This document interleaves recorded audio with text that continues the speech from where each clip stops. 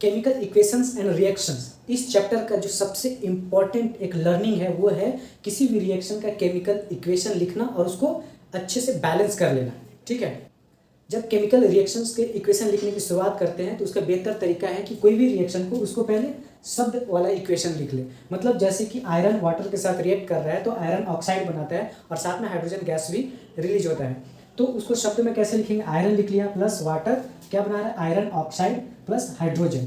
ठीक है, अब ये जो भी कंपाउंड या एलिमेंट है, रिएक्टेंट्स प्रोडक्ट जो भी है, उसके हम केमिकल फॉर्मूला लिखते हैं। ठीक है, जैसे यहाँ आयरन का Fe लिख लिया जिसको फेरम भी बोलते हैं, प्लस वाटर का H2O। ठीक है, आयरन ऑक्साइड का Fe3O4 प्लस हाइड्रोजन का H2। ये केमिकल फॉर्मूला हमने लिख लिया।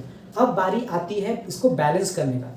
तो बैलेंस करने के दौरान जो हमें सबसे एक मेन बात का ख्याल रखना है कि इस केमिकल फॉर्मूला में कोई चेंजेज नहीं करने हैं। हाँ, हमें नंबर ऑफ एटम्स बराबर करने हैं दोनों साइड में रिएक्टेंट्स और प्रोडक्ट के, बट केमिकल फॉर्मूला में चेंजेज नहीं करने जो बेसिक केमिकल फॉर्मूला है। ठीक है, जैसे कि यहाँ पे अगर आप देखें तो ऑक्सीजन के 4 एटम्स है और इस साइड में एक ही एटम्स है, तो उसको बैलेंस करने के चक्कर में हम यहाँ 4 नहीं कर देंगे, क्योंकि अगर 4 किया इधर तो ये H2O रह ही नहीं गया, H2O4 बन गया, मतलब ये अब वाटर है ही नहीं, ये कोई और कंपाउंड बन गया। ठीक है, इसीलिए जब भी हम बैलेंस करने जाएंगे, नंबर ऑफ एटम्स बैलेंस करना है, तो ये जो मैंने बॉक्स बना रखा है उसके बाहर ही आपको कुछ भी लिखने हैं।